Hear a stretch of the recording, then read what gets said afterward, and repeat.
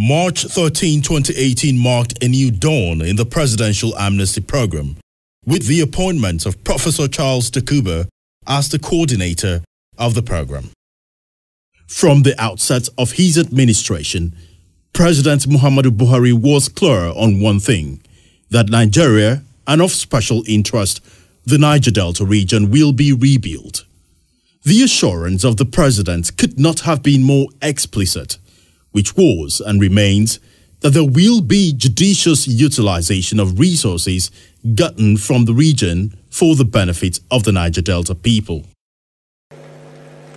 The amnesty program in the Niger Delta, the government intends to invest heavily in the projects and programs currently in place.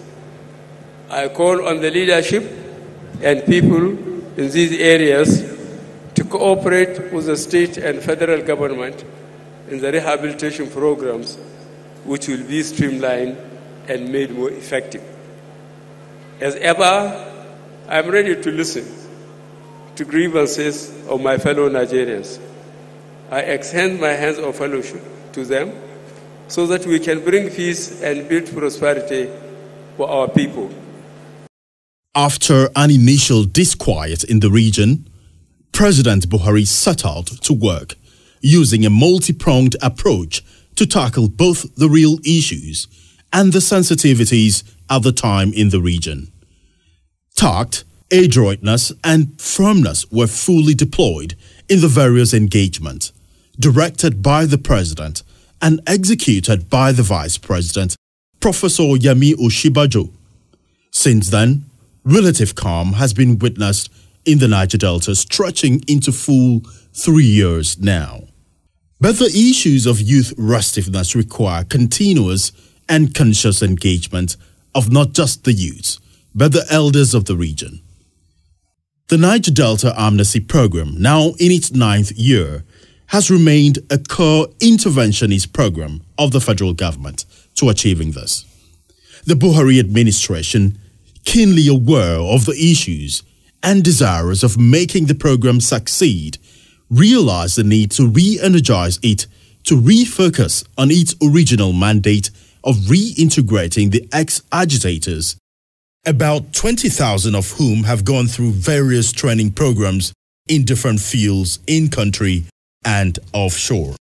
Since 2009, billions of naira have been invested by the federal government, and the Buhari administration is determined to see it succeed for effective human capacity utilization. In order to drive the vision, the president sought for and found a multidisciplinary citizen of Nigeria from the Niger Delta region. A son of the Niger Delta from a multidisciplinary background, Professor Charles Dokubo, who hails from Abonima in Akukutoro local government of Rivers State, holds degrees in modern history and politics from the University of Teesside in Middlesbrough, with a master's degree in peace studies from the University of Bradford, and a doctorate degree in nuclear weapons proliferation and control from the same university. Professor Dokubo, who lived and experienced the harsh realities of life in the Niger Delta and envisioned what the region could potentially be in terms of human and material resources, was just the right man and got called upon by the president to diligently execute the reintegration phase of the presidential amnesty program for the Niger Delta. With ultra clarity about the responsibilities ahead, Professor Dokubo immediately hit the ground running. His appointment could not have been more auspicious, coming at a time of disenchantment by the beneficiaries and other key ex-agitators over the way the program was being run. These were people who were persuaded to drop their armed agitation for more control of resources tapped away from their impoverished communities. The social contract, as it were, was predicated on the assurance of empowerment with skills and take-off grants on the condition that they will allow for sustainable peace in order to stop the hemorrhage of the mainstay of the Nigerian economy. It was then only a matter of time for restiveness to ensue. grumblings over delays or outright non-payment of stipends to the ex-agitators, mismanagement of mobilization for training, and gross inefficiency in managing the operations of the presidential amnesty program were early signs that the carefully managed volatility in the Niger Delta was not far off from suffering another relapse. More so, apart from the task of recalibrating the operational aspect of the program for greater efficiency, President Buhari's appointment of a credible and genuinely concerned member of the community, Professor Charles Dokubo, was also part of steps to reassure the Niger Delta people of his resolve to the oil-producing regions. And I want to ensure you that there is nothing about shouting or anything in this place. What we are here for is to make the Niger Delta nation to succeed. And Niger Delta encompasses every person in the Niger Delta region. We are here. There was a period, that period is gone. We have now ruled a line, and we are starting afresh. So far, Professor Dokubo has clearly not disappointed. His actions in his first 3 months in office has shown the positive signals that he shares the president's vision and has taken steps to align with the trajectory of that vision. On his first day in office on March 15, Professor Dokubo commenced full-scale restructuring to properly reposition the amnesty program for operational efficiency. Also, he inaugurated committees to ensure a resetting of the internal processes to effectively address the complaints by beneficiaries. The reviews also included contract awards by his predecessor to provide clarity on the financial assets and liabilities of the office, departmental and personnel audit, which led to the engagement of a new lead reintegration consultant, and deployments. I am truly grateful to members of this review committee for accepting at a very short notice to do this very tough job. I'm particularly grateful to our dear sister, a great patron, Professor Ayoemi Smith, the chairperson of the committee, for making out time for a very busy schedule to offer our highly revered services to us. Our great nation is indebted to you all, for the very profound work you just done in our collective bid to continue to deepen peace, safety and security in the Niger Delta. The implementation of the reports of the committees have since commenced, evidence of which is a reduction in complaints and protests from beneficiaries. Based on the recommendations of the review committee, Professor Charles Dokubo has in the past 100 days embarked upon a restructuring of the ongoing vocational and educational programs as well as the post-training component of program delegates within and outside Nigeria. This has helped to expose fake beneficiaries of the program who were not officially enrolled and were known to the office. Investigation also revealed that this group were never captured in the database of the beneficiaries.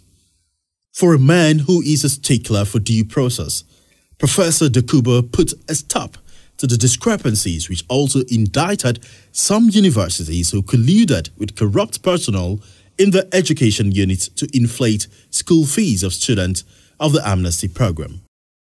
Professor Dokubo demonstrated leadership by not disowning some of these beneficiaries, but re-strategizing on ways to accommodate them. But I believe that my office will now look at youth empowerment with a serious significance, in the sense that youth empowerment is a vehicle for change in society. So we must try and pursue that aspect of it. As a professional who believes in the ethical ideals of open governance, transparency and accountability, Professor Dokubo is not leaving the public behind in the affairs of the presidential amnesty program. And so, this World Press Conference was one of the first engagements he had with the media as he began his special assignment. I doubt if you look at the content of the program, it is homegrown and home-driven. So that's why we are a peculiar organization and dealing with a very peculiar situation. Our environment has been so militarized. What we try to do is to deal with these issues. The steps that we have taken are not available in the UN system of amnesty programs. We have tried. They brought back weapons and also sent them to training. You have people who have attained their doctorate degrees in this program.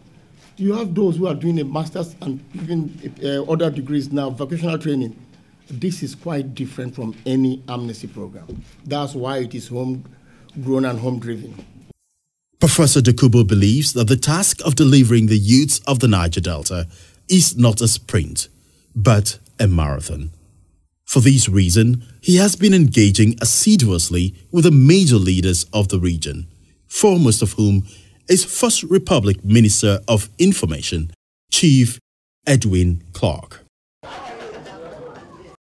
Chief E.K. Clark gave his assurance that the interest of the Niger Delta is a collective responsibility and that he will always support any administration that prioritizes the interest of the region. Amnesty is not anything other than let there be peace in the Niger Delta. Nothing more than that. Now you are there. You may have your own mistakes, but learn from the mistakes of others. You will be blackmailed.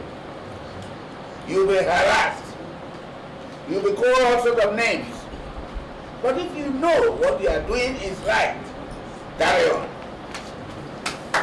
Also, the leaders of the Pan-Niger Delta Forum, PANDEF, an influential group of Niger Delta leaders working for the collective interests of the region, were hosted by Professor Dokubo. The concern of the leaders, among other things, included the funding of the amnesty program and proper ground preparation for a solid exit strategy. The group was led by its chairman and former commander, Presidential Air Fleet, retired Air Commodore Idamaset Nkanga. When you spoke that day, we saw sincerity, we saw commitment. And in my mind, I said, this is a new chapter that is being opened for the people of Niger Delta. We thank God that the amnesty program came. And I can say very boldly that the amnesty program is a major pillar in the peace that we have in the Niger Delta region.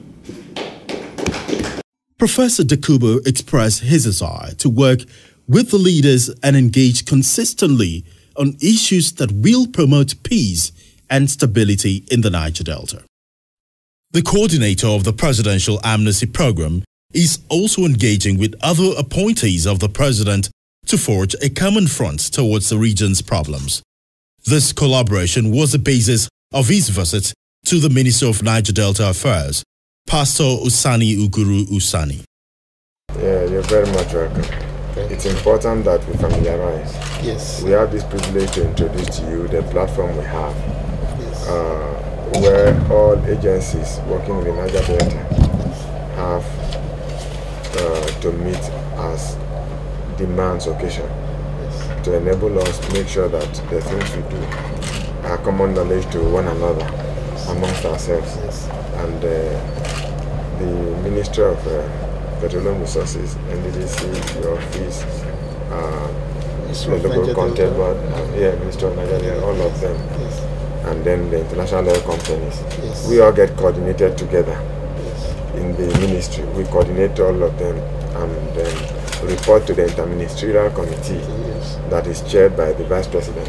I think I'm a bit abreast with what the goes on, and then the building of the synergy between these various institutions in the Niger Delta. Yes. According to data from Nigeria's Petroleum Ministry, Nigeria's oil production for the first 4 months of 2018 was put at 2 million barrels per day, except for the month of February when production hit 2.1 million barrels per day. In the month of June, production was put at 1.8 million barrels per day. The 9.12 billion naira 2018 budget signed by President Muhammadu Buhari is based on an estimated 2.3 million barrels daily production. Unlike in the past, where the shortfall was as a result of militancy agitation in the Niger Delta, this time the production shortfall is due to the dynamics in the production chain.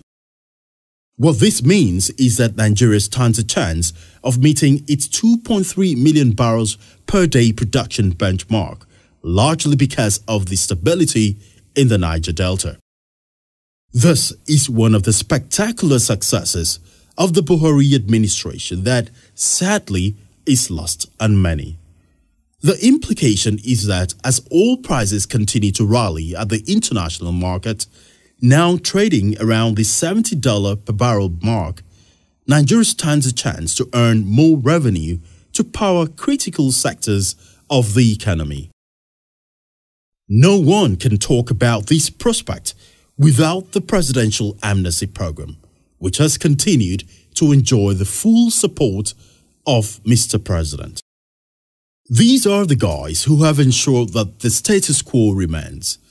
They are the first phase of the Niger Delta militant leaders who, after years of armed agitation, which almost brought Nigeria's economy to its knees, embraced disarmament some 10 years ago, demobilized their fighters, and committed to a reintegration program. The coordinator of the program, Professor Charles Dokubo, halfway into his first 100 days in office, received an assurance from them that they will continue to support the president's positive gesture. Further engagement have been held with the Phase 2 and Phase 3 amnesty beneficiaries. Many of them meeting Professor Dokubo for the first time had the opportunity to express their concerns over how the program has been run before his assumption of office. Yes, I'm going out there. My news to people is we saw a different man today. Yeah, I said different because he stood up from where he was sitting and walked closely to us. He said he's part of us. He's not going to stay there and address us. So only that means a lot to me and my people. So as I'm going out there, my news to them is the man is a different man. Many of them were impressed with how Professor Dokubo related with and engaged with them, and commended his insight and his blueprint at addressing the issues. What he did today is a very wonderful something to us, most of us. And all the essays have come into this office. No one addressed us in this way. Either they will put themselves upon us. But now he brings himself down that he is the person to work with us effectively. So I think we can work with him anyhow, day and night. Spoke about meeting the president and shaking hands with him and showing our support to him. It has also been stated by the first phase leaders. They want to, not only that, even the big five said they want to meet Mr. President. The understanding forged by the two sides, likened to that between a father and sons, speaks to the unique leadership style of Professor Dokubo towards dealing with the legitimate concerns of the Niger Delta people. Where the money federal government is voting to run this program is not judiciously utilized to tackle the problem of the ex-agitators. When this program, at the end of so many years, may be wind off, people will fall back to the creeks and foment trouble. So my candid advice to federal government and to those who is placed on position by federal government to manage this program is that they should manage this program very well. From time to time, they should gather ex-agitator leaders and cross-pollinate ideas with them. It is worthy of note that since assumption of office 100 days ago, Professor Dokubo has not left anyone behind. With inclusion as one of his major policy thrusts, Professor Dokubo has, within such a short period of time, addressed myriads of issues involving groups and individual beneficiaries in what is perhaps one of the most complex experiences of human management. In July, he met with Amnesty Program delegates in the UK who have borne the brunt of the inefficiencies that characterize the previous management of the program. Before this meeting, most of these challenges had been addressed a few weeks into Professor Dokubo's era. However, he needed to meet one-on-one and share with them his vision, challenges, and expectations. When the decision to send you abroad to go for this education was taken, it was not taken because it was an easy option. It was taken because it was a necessary action, because our people will have to gain and also maintain heights that is comparable to any Nigerian citizen wherever they are. These Amnesty trainees attending various educational programs in different universities in the UK are happy with the renewed energy and leadership in the management of the program. Of course, this is our first time working with Dokubo Charles, Professor Dokubo Charles, and I can say we are really impressed. And Mr. President, I want to say we really appreciate your efforts, putting your consideration in our region, and obviously 2019, Mr. President, we give it to you. He might have carried out specialized researches most of his life. He might have been a victim of the environmental and economic conditions in the Niger Delta. He no doubt possesses a deep understanding of the issues.